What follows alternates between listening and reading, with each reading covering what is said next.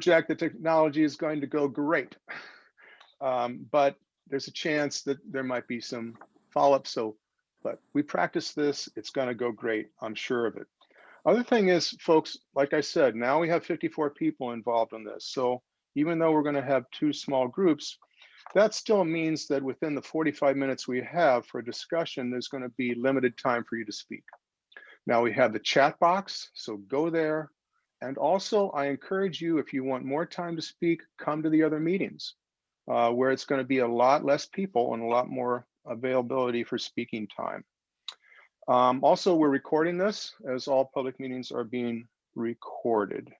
So, oh, and there's going to be a poll at the end. You're going to see that. Next slide, please, Dan. Next slide. Here we go. Okay, so the agenda.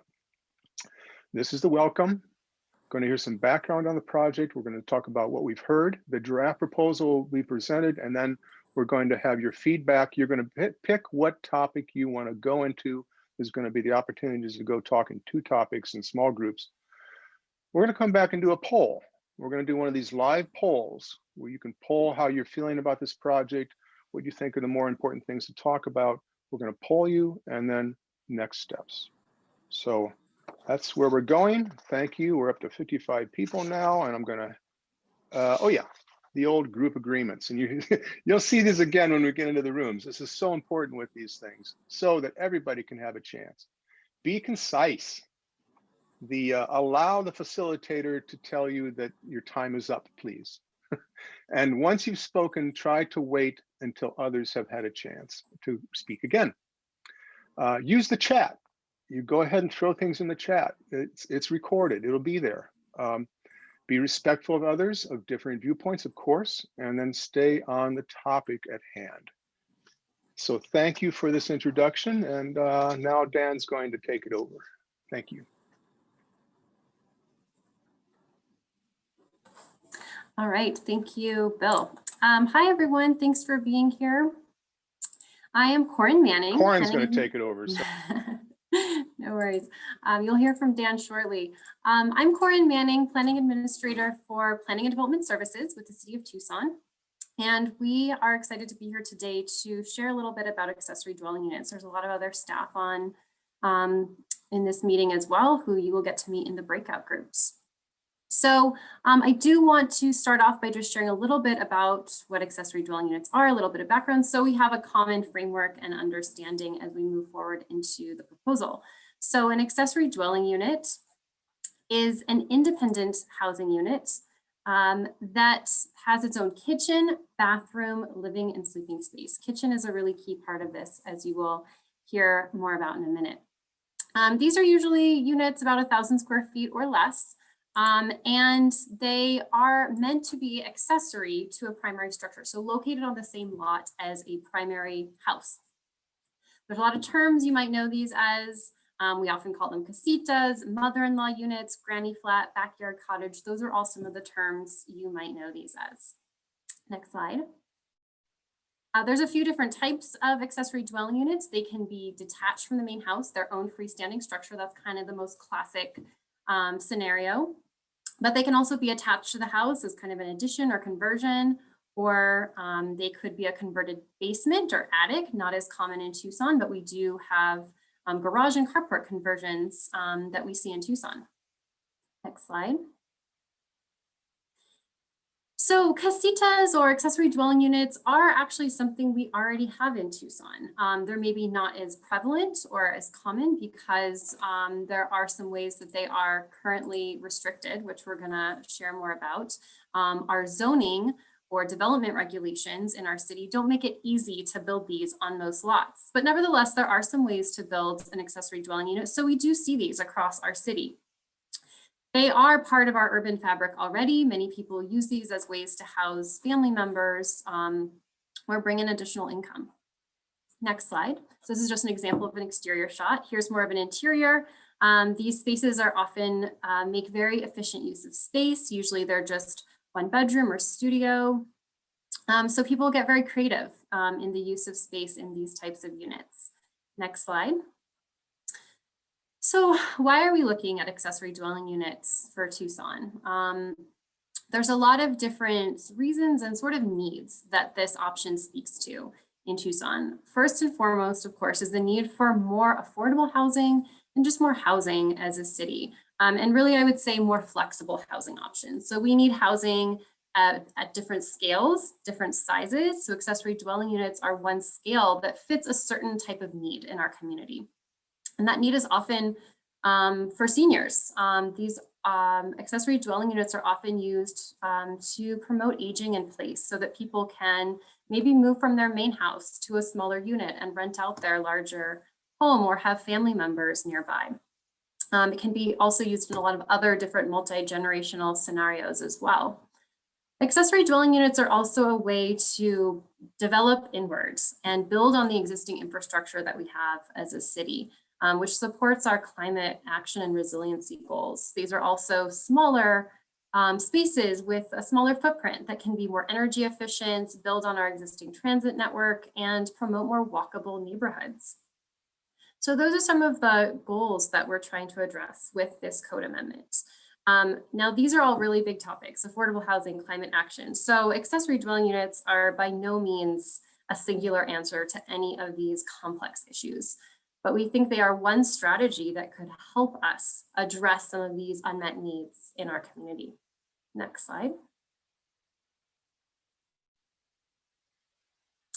So this project started in November of last year when Mayor and Council, the City of Tucson Mayor and Council, initiated this code amendment. Since then, staff has been doing a bit of research and analysis, looking at codes and case studies in other communities, analyzing our zoning code, creating test fits in different scenarios. We've also been doing public outreach to hear from our community what some of the goals and needs are related to this code amendment. So we established a stakeholder group with input from Mayor and Council. This group includes a diverse array of folks in our community, real estate professionals, architects, housing advocates, neighborhood leaders, who have been meeting monthly since December to hash out a lot of ideas and issues on this code proposal.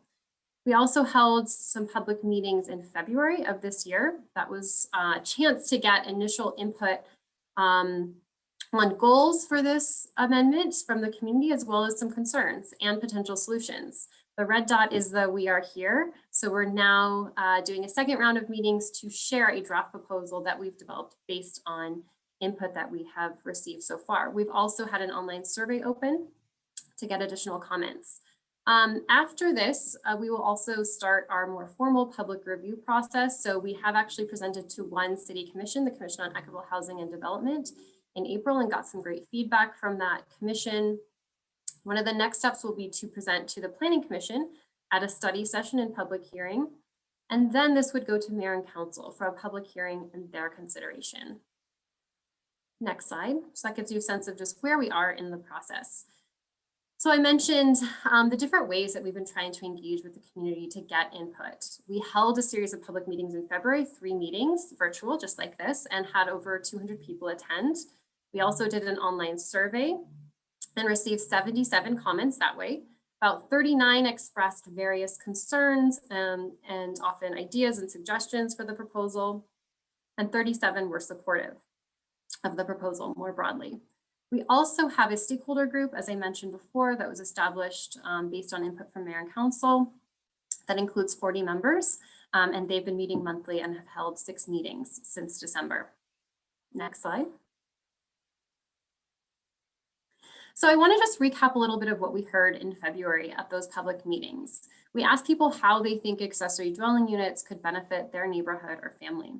And some of the things we heard were meeting affordable housing needs, helping seniors who wish to age in place, providing more options for multi-generational housing and family support, providing more income and financial stability, not just for homeowners, but our broader community as we invest in our properties and neighborhoods.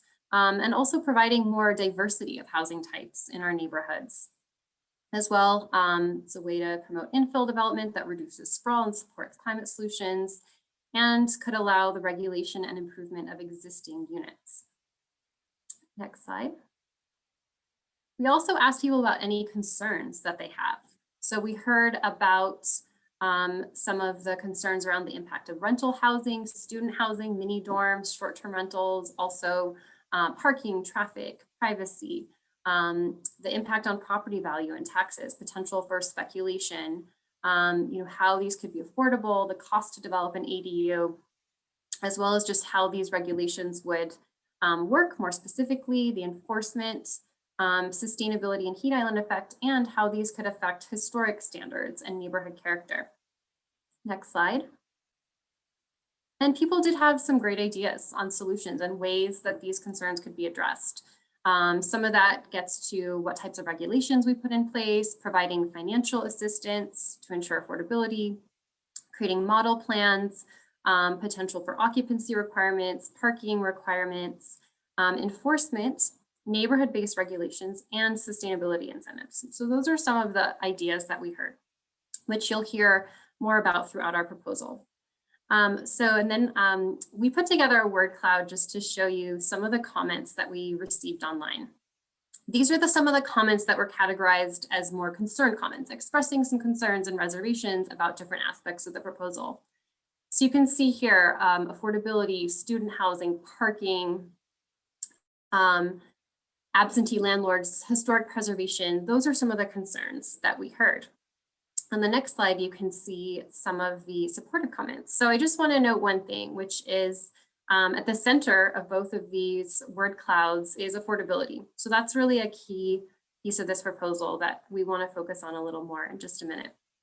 Some of the other comments that were supportive brought up issues around elderly parents, family members, the need to care for family members, sustainability and the role that density plays in promoting a more sustainable city. Next slide. So I mentioned before that we have a stakeholder group that has been meeting monthly that includes a lot of folks with expertise and interest in this area. That stakeholder group put together this list of goals for the code amendment based on what they'd heard from the community at these public meetings and their own discussions. And I want to invite Hal Bergsma from that stakeholder group to just say a couple words about the process that this stakeholder group has gone through so far. Thank you, Corin.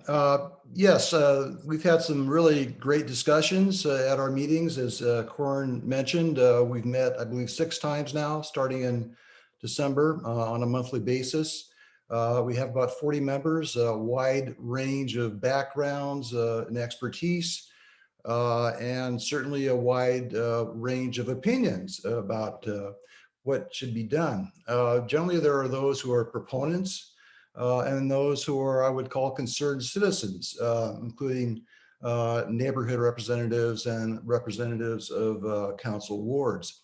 I myself am involved because I represent AARP, which has a very expansive program at the national level to promote livable communities, including providing more accessible, affordable housing in communities, particularly for our members who are age 50 plus. And AARP basically has been pushing ADUs throughout the country, and there's been some success in that area. We have, for example, recently adopted a new or put out a new model ordinance for local governments to consider in pursuing the possibility of allowing ADUs in their communities. So it's been a good discussion. We focused on a lot of issues that have been raised at the public meetings, as well as within the stakeholder group discussions, such as occupancy issues, whether owners need to remain on the property, amount of parking required, and of course, affordability, as Corin has mentioned. And so we haven't reached consensus. We think what the staff has come up with at this point is a good balance, trying to reflect the points of view that have been expressed through the process to this point. And we'll continue to meet and hopefully, based on the feedback we get at these meetings, come up with more ideas that will lead to something that the Planning Commission can recommend and the mayor and council can adopt. So that's where we're at.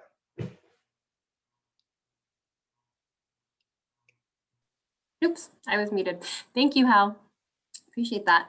Okay, Dan, if you could advance 2 slides, actually. Thank you. So I mentioned, or one thing that was very noticeable when we looked at the comments that we've received online and through all of the various forums that we've had so far was that one of the big issues emerging or questions really is around affordability and how accessory dwelling units can provide affordable housing to our community.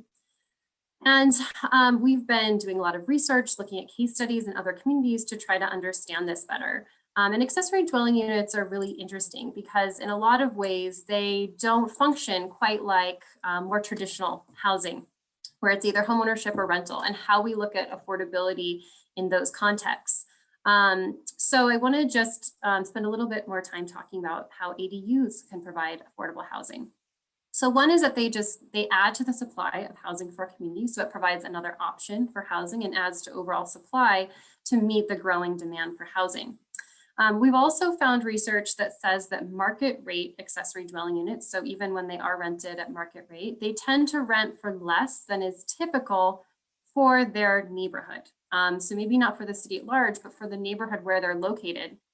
And that helps promote more mixed income communities. So for example, an accessory dwelling unit could be located in a higher income or more affluent, high opportunity neighborhood, and then provide a lower cost option for people to access and reside in that type of neighborhood. These units are also often can be developed for and rented for lower cost using subsidies or incentives. And then they can also provide additional income for homeowners, making homeownership more sustainable and promoting neighborhood stability. If a homeowner, making it easier for someone to stay in their neighborhood, for example, as property values increase.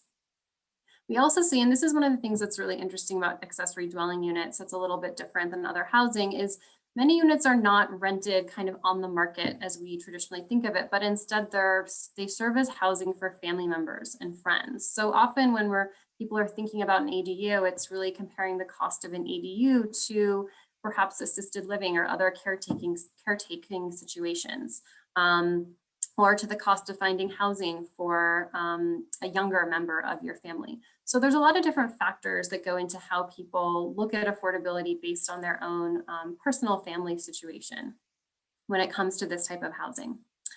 And we will have a lot more time to discuss this should you choose to join a breakout group to talk more about affordability. Okay, with that, I want to hand it over to Dan to walk us through our accessory dwelling unit proposal. Excellent. Thank you, Corin. Appreciate it. So before we kind of go into the actual kind of details of the proposal, I did want to talk a little bit about kind of what is allowed today. So as many of you know, we do allow for things that are kind of similar to accessory dwelling units. We have what are called sleeping quarters, and then we do allow for second full residential units. So sleeping quarters, which are kind of similar to accessory dwelling units, are allowed on a residentially zoned parcel with a residential use, essentially. So if you are in an R2 zone and you have a residential house or single family house, you can put one of these on there. It does have a limited size of 50% of the size of the principal structure, that main structure that's there. A kitchenette is allowed, so it's not a full kitchen, it's like a wet bar setup. So you can have a microwave and a mini fridge, but you can't have a full-size fridge. And in the chat, I talked a little bit about this. Can't have a full-size fridge, can't have a full-size, you can't have a range or anything of that sort. You can have a hot plate. There's no additional parking required for these, and it does have a max building height of 12 feet, unless it's attached to the principal structure, that main building, where it can go up to whatever the zone allows. So if it's up to 25 feet, it could go to 25 feet. Second residential units, this is probably about, I think it's like probably 40% of R1 and a good portion of R2 allow for a full second unit. These are in R1 if you have a lot that's larger than 10,000 square feet. If you're in R2, larger than 5,808 square feet.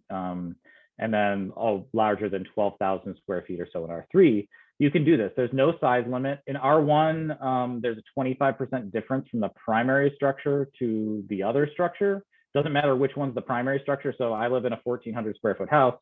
I could potentially build a 2,000 square foot home in my backyard because I have a lot that's over 10,000 square feet and I'm in R1. Full kitchen's allowed. They do require you to add parking per the zone. And then again, the building height is whatever it is in that zone. So if it's 25 maximum feet, it'll be 25. So just to let you know, those are kind of the two options. ADUs are kind of in between these two options and kind of what we're getting at here. So it's a smaller unit, kind of similar to sleeping quarters, but it has a full kitchen. It's something a little more functional than just a place where you can go and have a guest suite, that type of thing. So for the draft proposal, essentially what we're proposing here is a 10,000 square foot maximum size for the ADU. This basically how we came to this number through discussions and yes. Dan, you said 10,000 again. I don't know. Sorry, the R1 10,000, not 10,000. A 1,000 square feet maximum size of the accessory dwelling unit. Thank you, Bill. I appreciate that. Yeah. So this is large enough to allow for 2-bedroom units, but also small enough to not really allow for much larger than that. It allows for that third bedroom. The smaller size limits the impact on the neighborhood, so you don't have that issue with the large mini dorms and things of that sort. And then it's simple for staff to administer and for applicants to kind of understand where it's a flat rate. The 50% of the main structure, and we see that in a lot of ordinances and things of that sort, most go one or the other. It is a little arbitrary to where if you have a small unit, you're almost being penalized because of the fact that it's so small. If you have a 600 square foot unit, you would only be able to have a 300 square foot accessory dwelling unit. So that's kind of how we came to the 1,000 square foot maximum size. This is kind of an example of R1 and R2 here. So related to setbacks and dimensional standards, and I will say, I'm going to kind of go through this a little quickly. We will have time to talk about it, and we will have time, if you have questions or clarifications, feel free to put those in the chat related to this. So proposed setbacks and dimensional standards, we did quite a bit of analysis on this as far as different sites. We looked at Center City, we looked at Midtown, we looked at East Side. And really, when we did so, we realized that, these fit pretty well within the existing setbacks and dimensional standards. Most situations allow for an ADU without modifying them or things of that sort. We do have an existing process, which is our design development option, that does provide an avenue to reduce those setbacks on a site-by-site basis. And what it does is it allows for one notification of the surrounding properties, so people know that you're building that and reducing those setbacks. So, what was predictable, now they at least know that it's being changed. And we can also do site-by-site conditions that can be added at that time. So with this proposal, no change to setbacks or dimensional standards. Oh, my image, okay. So building standards, existing building standards, this is just a clarification to kind of let you know what ADUs are. So ADUs must be built with a permanent foundation. So on the left here, that's those tiny homes on wheels. This does not apply to that. That's a completely different thing. And ADUs must comply with inclusive home design regulations, such as zero-step entry, grab bars. These are things that are in our code and are required. So that little image there shows kind of the accessible entry. So these units that are being developed, new developed, will be ones that are accessible for aging people that are maybe aging in place and things of that sort. Where can you build ADUs? So in our proposal, this is kind of where we're at right now. This is kind of based on a lot of feedback that we've had. We're looking at all lots with a single family or 2-family residence. So you see a duplex here and a single family home would be allowed to add 1 ADU. For existing homes in newer subdivisions, single family residents may add 1, but they would have to meet those lot coverage requirements, which for R1 it's 70% of the lot, that they would have to make sure that they're still within those setbacks. And then we are looking at new construction subdivisions to have different standards related to this, but that's really what we've been focusing on here. Related to privacy mitigation and historic design standards, this is something that was a concern. People were worried about how this would affect their historic preservation zone or neighborhood preservation zone. Those standards and review processes will continue to be applied in those areas to ensure that they meet those design standards. Additionally, that we we have these variable setbacks. So this kind of serves as a privacy mitigation as well, to where the taller the building, the more it has to be set back from the property line. So it's like 1.5 times the height, or 2/3 the height, or whatever. So it moves it back to help mitigate that height if there were to be additional height as it goes. One thing I do want to note, and is just related to the group dwelling ordinance. This is something that has been a concern as well. That will also will remain in place and will apply to this. So we wouldn't be changing that at all as well. So related to parking, the parking proposal moving forward. So you saw earlier, sleeping quarters don't have parking requirements. A second unit would. We're kind of in the middle here, basically looking at 1 parking space required per accessory dwelling unit. That requirement may be satisfied through on-site parking, on-street parking. And the on-street parking could use the city's parking permit program. We've been talking with Pete, with Department of Transportation Mobility related to that. And then parking requirement can be waived based on potential proximity to transit or bike boulevards. We've done an analysis. We're looking at potentially like a 1/4 mile, which is a pretty well accepted distance from transit stops that we see in other municipalities. And then parking may be accessed from alleys, and that's per our UDC regulation. So we have regulations on how we determine. It's like 20 feet wide. It has to have so the material is stabilized and things of that sort. So it has to meet all of those criteria in order to allow for the parking to come off of that alley. And then we do want to just kind of clarify that there's no change to the parking requirements for sites with 5+ bedrooms in R1 zones. This is somewhat related to the group dwelling ordinance, to where basically once you get over 5, you have to add a parking space for every bedroom beyond that. So that would not be changing. Related to ADU occupancy. So this is one of the things that has been we've had quite a bit of discussion related to it. We are not proposing any owner occupancy requirement related to this. The occupancy, but it still must comply with that group dwelling regulation that we talked about previously. Part of the reason why we've done this, and again, this has been part of the conversation, is just that enforcement of owner occupancy requirements is very, very difficult. It also makes it really challenging for homeowners to sell their property. So if you were to sell your property, you would have to sell it to someone who would have to live in it, and there would be all these covenants on there related to that. We have done some research related to this. We talked to people in Flagstaff who have an owner occupancy requirement. It does appear that the municipalities that have it tend to be smaller communities, such as Durango or Flagstaff, to where they're able to actually control that. I mean, there was a lot of staff and time when we talked to them in Flagstaff that is being put into this to make sure that they that people adhere to it. And then, related to short-term rentals is something that also came up. We are limited by the state, as many of you may know, as far as just local regulations on short-term rentals. So we're limited as far as our ability to regulate anything related to Airbnbs or VRBOs and things of that sort. So it's essentially this is why we're moving forward with a proposal with no owner occupancy at this point. So related to sustainability, this has been a big topic as far as as far as this proposal is that there are inherent things related to accessory dwelling units that are sustainable, right? So they support infill and the use of existing infrastructure.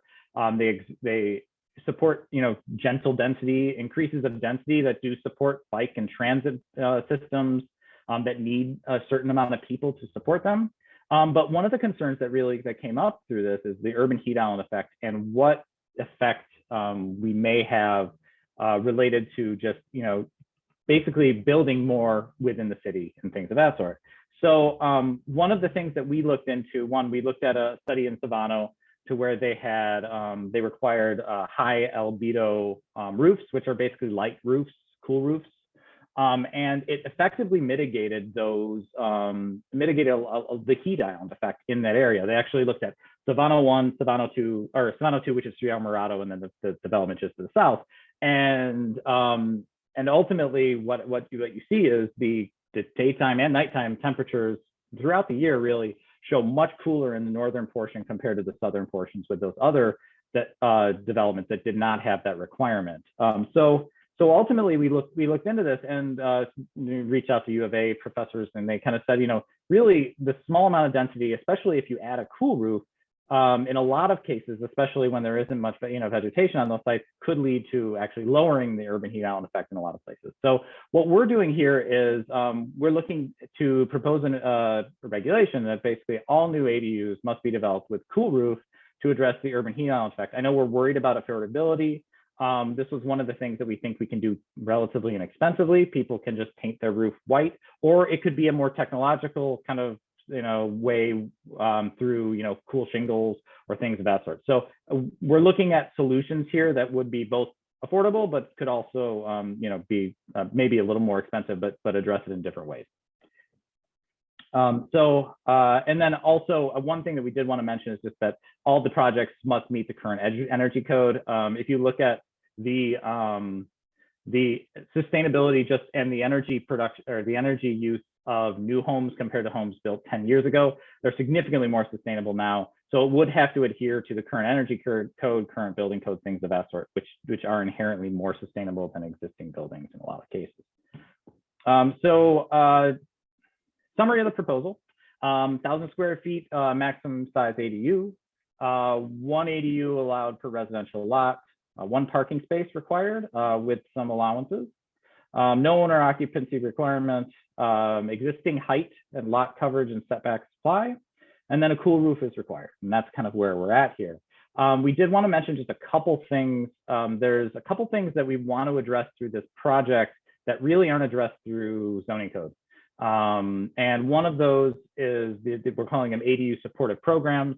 One of them is amnesty for unpermitted and guest houses. So creating a program to allow for incentives for people to come in with either unpermitted ADUs or ADUs that may have used our guest quarters or sleeping quarters and don't have a full kitchen, but they want to do a full kitchen now. So we're looking at that. Part of the discussion we had before was how long and how this works. A lot of it might be kind of similar to what Durango's done, where you have a waiver and then we inspect to make sure health, life, and safety are met.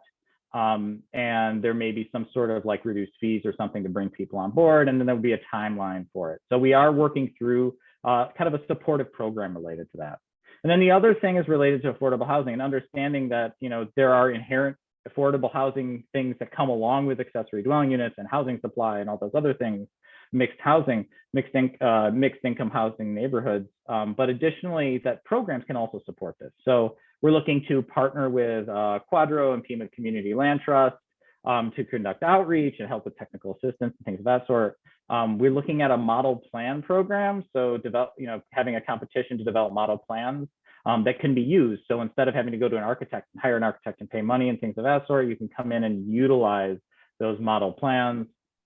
And then looking at local funding sources and options to provide financial assistance. So talking to local financial kind of organizations and doing that. So with that, that's the proposal. I'm sorry I spoke a little quickly, and I hope Maria was able to keep up. And I think it's time for some breakouts. Okay, thanks, Dan. So this is time for you guys to tell staff how these things can be improved. So we picked 5 topics. Now, the reason I picked these through all the meetings, it occurs that these are the most talked about topics. So we grabbed these. We've got 5 different rooms plus a Spanish speaking room that you can go to. I'd like you to look at these topics and pick your first choice and your second choice, because we're going to switch out after 20 minutes, okay? I'm also gonna tell the facilitators, each room will have a facilitator and a recorder.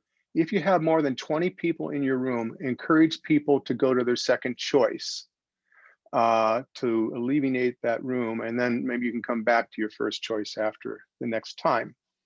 So with that, Dan, you wanna set us up for the how people can choose their rooms. Yeah, so I believe Corin's setting up the rooms right now and has them all ready to go.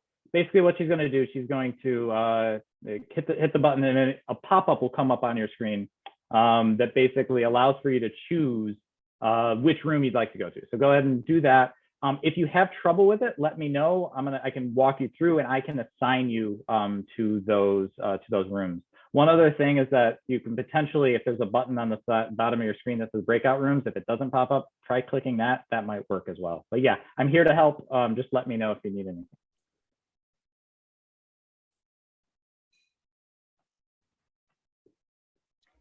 Dan, I'm getting just the unassigned message. So Rebecca, because you're one of the facilitators, it'll show up with unassigned at the top. Scroll down to the bottom, and you should be able to join. Okay, thank you. Yeah, just keep scrolling down, Rebecca. Got Or it. you can hit the little arrow and Yeah, then it'll I just, got it. Oh, yeah. I got Okay. it. I'm fine. And Dan, if you go to the next slide, it actually has the image Oh, that's right. Yeah, in case people want to see that. Mhm. excellent. Thank you.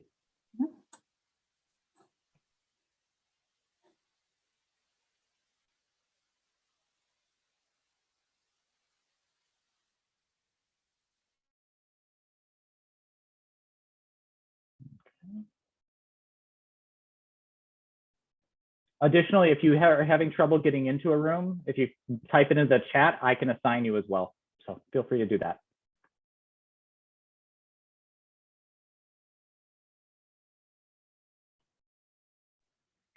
Yeah, when you go to the room, you see the number, that number of people in the room. Click on that number and it'll go to a join button.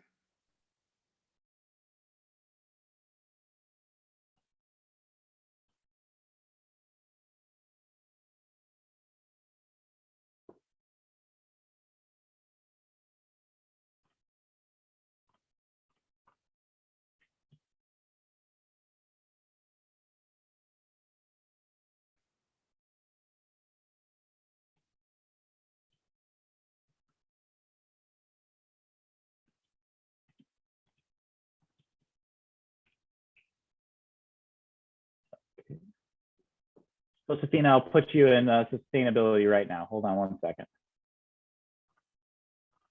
There you go. Thank you. You're welcome.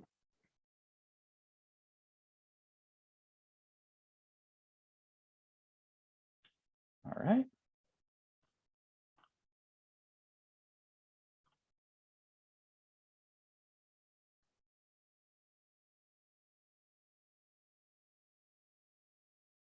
Okay, can I help anyone else? There's a few other people that are still left in the room.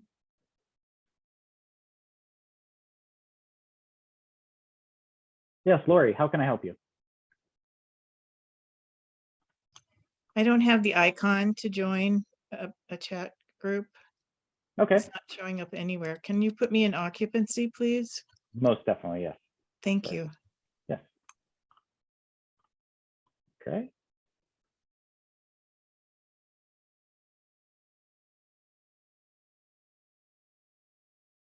All right, looks like we have a few other people. We have Amanda, Terry, Sandy. Can I move any of you to a room?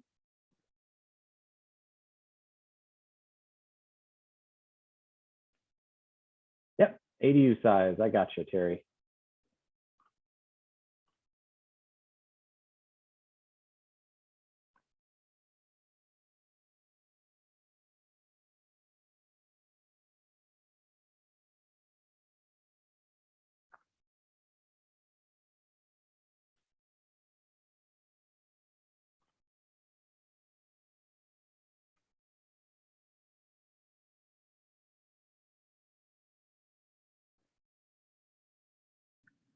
Hey, Daniel, Yes. it's Andrew. Hi, Hey, Andrew, how you doing? I'm doing great. How are you doing? I'm doing well. Great presentation. Hey, is there a way to get the slides that you guys? Yeah, most definitely. Cool. Yeah, if you could just send that to me, that's great. I was just listening in. Yeah, not a problem. I'll send them right on over to you. Sounds cool. Great. And so after the breakouts, everyone comes back, or is that the end of the?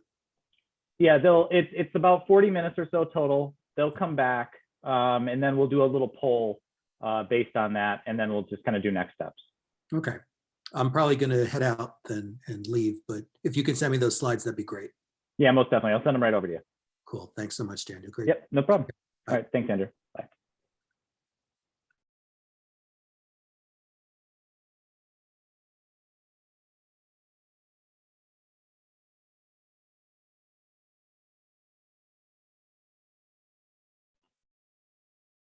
All right. Amanda, can I help you move to a spot?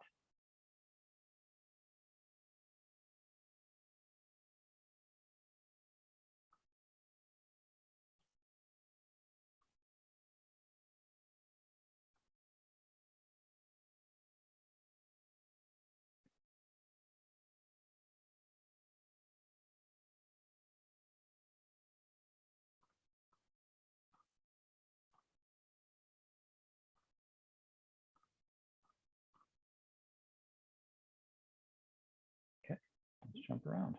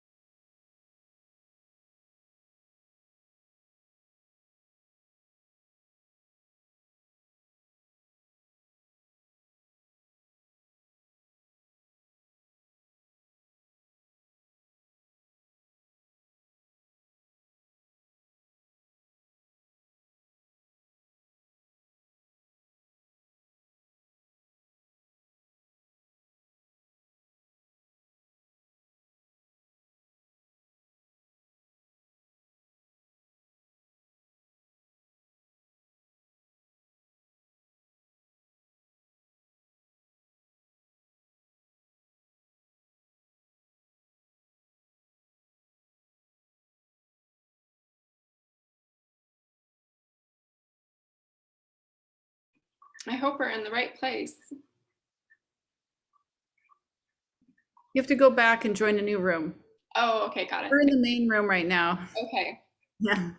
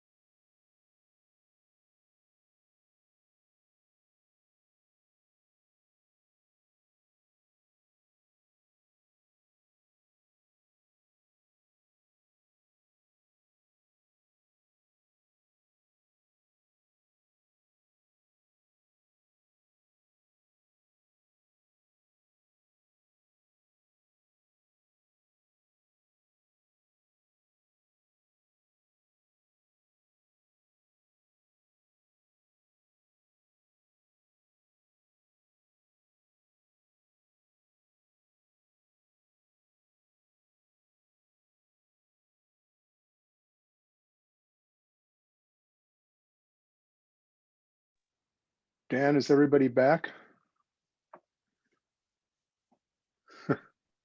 But we didn't get to say goodbye. Oh, no. Let me check. Goodbye, Well, we'll all everybody. be here. Looks That's like we how have, these things work. Yeah.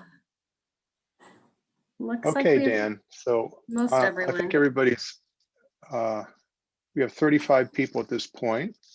We also want to mention that the poll you're about to take will in some form be available on the website and at each subsequent meeting. So we want to get a general sense of how people feel about this proposal right now. We've heard a lot about the details, but just like a real quick from the hip gut check, we're going to ask you 2 quick questions and we're going to see the answers right away. So Dan, so far the technology has been going great. All right. Okay, it should have popped up for everyone. Yep. So these are questions. Question number 1 only. Would, yeah, just click on those. Click on the ones you think need the most work, where staff should put their time. You can do more than one.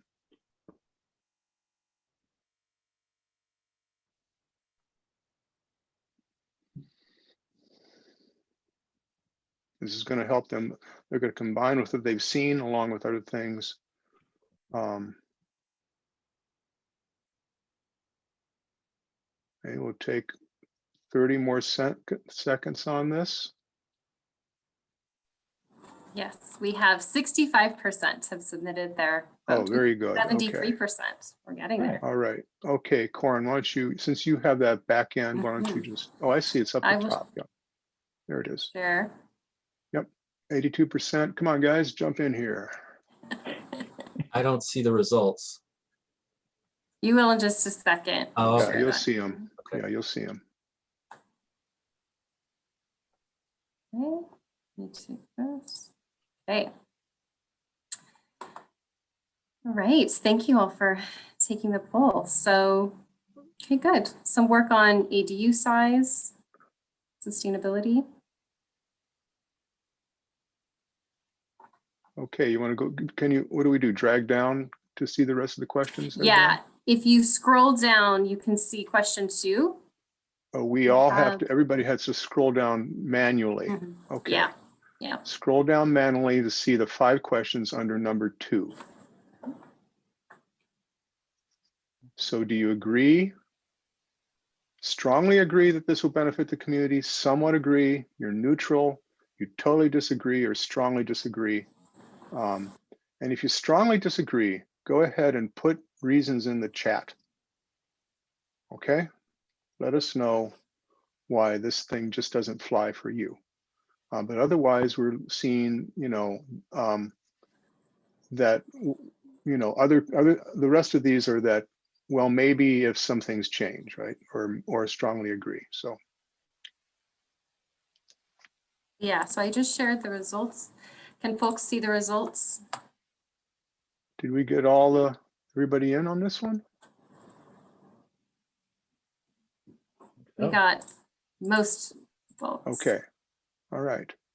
I will note, Bill, that I did have a couple of people who left my breakout meeting early because they had to jump back to work. So they didn't complete the poll because they may not have come back to the main room. Yes, people did. There were more people on early. And that's a good reason to put this on the website. Yeah, we'll send out an email to everyone who registered with the link to the online version of the survey. And you can also share that with friends, neighbors, family members, colleagues. So did everybody see the results? Mhm. Okay, great. So it looks like almost 95% either agree or somewhat agree that this proposal would benefit the community. 68% strongly agree and 21% somewhat agree, with some neutral and strongly disagree as well. And the top issue that people want to see changes around our sustainability, it looks like, but a number of other topics as well, affordability, ADU size, and some other things. So thank you. Okay, so well done, everybody. As on my clock, it's exactly bottom of the hour. Very good. Again, if you want to talk more or get more into this, go to more meetings. Yeah, so as Bill had mentioned, yes, go to more meetings if you'd like to talk more about this. Send us feedback. We have a poll. We have comments where you can put those online. But we have 3 more meetings: Saturday from 10 o'clock to 11:30, Monday from 5:30 to 7 o'clock, and then Tuesday from 9 a.m. to 10:30. As far as our next steps go for the project, we will be posting a recording of the meetings and a summary to the project website within the next week. We'll also have a frequently asked questions that we'll be putting up there as well. We are going to be reviewing the feedback received today with our stakeholder groups from the other meetings, integrate that into our proposal. We will do, again, an additional online poll for those additional comments, draft up the new zoning text, so the full text as we go forward, and then eventually make our way to the formal process for making the code changes, which is a study session with our planning commission, a public hearing with our planning commission, and then ultimately going to mayor and council for a public hearing and consideration. So really excited. Thank you so much for coming, and thank you for your attendance and participation. So, thanks, everyone. Thank you. Thanks, you. everybody. Thanks everyone for being here. Thank you. It was great. Thank you.